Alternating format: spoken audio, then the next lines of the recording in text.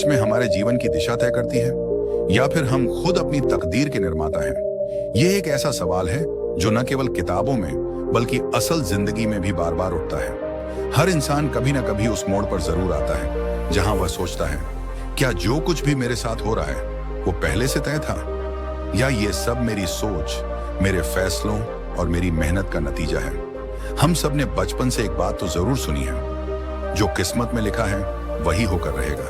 इस एक वाक्य ने न जाने कितने सपनों को दबा दिया, कितनी उम्मीदों को रोक दिया और कितने लोगों को अपनी जिंदगी की बागडोर छोड़ देने पर मजबूर कर दिया। लेकिन फिर एक सवाल खड़ा होता है, अगर सब कुछ किस्मत से तय है तो फिर इंसान के प्रयासों की क्या अहमियत? अगर मेहनत से सब बदला जा सकता है तो फिर किस्मत का कोई वजूद है भी या नहीं? कभी कोई मौत के मुंह से लौट आता है और कहता है, किस्मत अच्छी थी, बच गया। तो कोई अपने सारे प्रयासों के बावजूद सफलता से दूर रह जाता है और हार कर कहता है, शायद मेरी किस्मत ही खराब है। तो आखिर किस्मत है क्या? एक कल्पना जो हमें सच्चाई से बचने का रास्ता देती है, एक बहाना जो असफलता के लिए हमें दिलासा देता है, या फिर एक अदृश्य शक्ति जो हमारे हर निर्णय, हर परिणाम को पहले से तय कर चुकी होती है।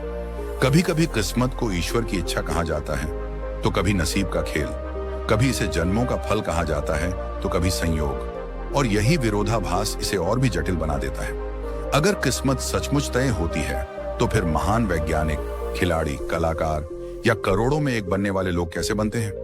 क्या उनके साथ कुछ विशेष था, या उन्होंने अपने कर्मों से अपनी किस्मत खुद गढ़ी? और वहीं दूसरी ओर, क्या वो लोग जो तमाम कोशिशों के बावजूद बार बार गिरते हैं, क्या वो सिर्फ बदकिस्मत हैं, या फिर यह समाज का बनाया हुआ एक फ्रेम है जिसमें हम नाकामी को एक आसान नाम दे देते हैं?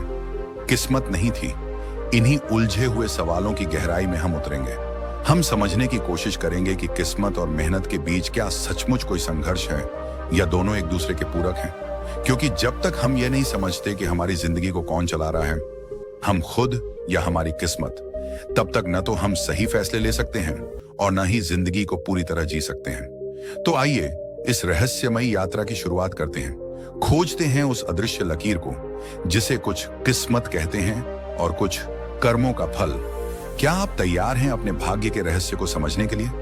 क्योंकि हो सकता है जवाब आपकी सोच से बिल्कुल अलग हो। एक छोटा सा गांव, टूटी गलियां, और उन्हीं गलियों में एक लड़का था, राजू।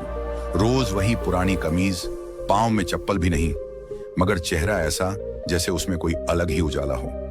राजू के पास कुछ नहीं था, न अच्छा खाना, न किताबें, न खिलौने।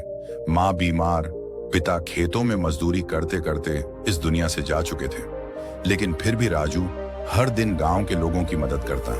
कभी बूढ़ी अम्मा की लकड़ी उठाता, कभी स्कूल से लौटते बच्चों को अपने थैले में किताबें रखने देता, कभी किसी के खेत में पानी भरने में हाथ बटाता, बिना कोई बदले की उम्मीद के। लोग हंसते थे, अबे ये गरीब खुद तो कुछ खाता नहीं और दूसरों की मदद करता फिरता है। ओ मसीहा, चल अपनी भूखी मां को पहले रोटी दे, फिर समाज सुधारना। हद है रे, खुद के पास कुछ नहीं और दानवीर बना फिरता है। राजू चुप रहता। वो सुनता जरूर था, लेकिन अपने दिल की आवाज ज्यादा सुनता था, क्योंकि उसने कहीं पढ़ा था, दया करने वाले कभी हारते नहीं, वो बस इंतजार करते हैं। एक बार गांव में बाढ़ आ गई। नदी का पानी गांव में घुस आया और लोगों का सामान बहने लगा। लोग अपनी जान बचाने भागे, और उस दिन राजू ने वो किया जो कोई नहीं करता। वो बाढ़ में कूदा और कई बच्चों को, बुजुर्गों को, जानवरों को बचाया। उसके अपने घर में पानी भर गया, मां की दवाई बह गई, फिर भी उसने मदद करना नहीं छोड़ा। जब सब संभला तो सबको राजू की याद आई, पर राजू फिर भी सबसे दूर बैठा, कीचड़ में गली के बच्चों को हंसाने में लगा था। कुछ महीने बाद गांव में एक अमीर आदमी आया, एक समाज सेवी जो बाढ़ राहत के काम से आया था। वो लोगों से पूछ रहा था कि कौन सबसे ज्यादा मददगार था। हर किसी की जुबान पर सिर्फ एक नाम था, राजू। उसने राजू से मिलकर कहा, बेटा, तुमने जो किया वो कोई पैसे से नहीं करता।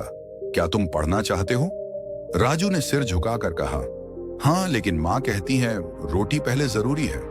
उस आदमी ने कहा, अब रोटी और पढ़ाई दोनों होंगी। तुम्हारे लिए स्कॉलरशिप, माँ के लिए इलाज और एक नया घर। राजू ने पढ़ाई की, मेहनत की और सालों बाद एक बड़ा समाज सेवी और शिक्षक बना। अब वो गांव गांव जाकर बच्चों को पढ़ाता, गरीबों की मदद करता और सबसे बड़ी बात, वो किसी को नीचा नहीं दिखाता। उसने वो ताने सुने थे, उस दर्द को जिया था। इसलिए अब जब कोई उसकी तारीफ करता, वो सिर्फ मुस्कुरा देता और कहता, मेरी किस्मत नहीं बदली, मेरे कर्म बदले। और जब कर्म बदलते हैं तो किस्मत खुद चलकर आती है। तो अगली बार जब तुम्हें लगे कि तुम्हारे पास कुछ नहीं है, बस एक बार किसी की मदद करके देखना, शायद तुम्हारे आंसू किसी की जिंदगी बदल दें। अगर आपको यह कहानी अच्छी लगी तो वीडियो को लाइक और ऐसी प्रेरणादायक कहानी देखने के लिए चैनल को सब्सक्राइब जरूर करें।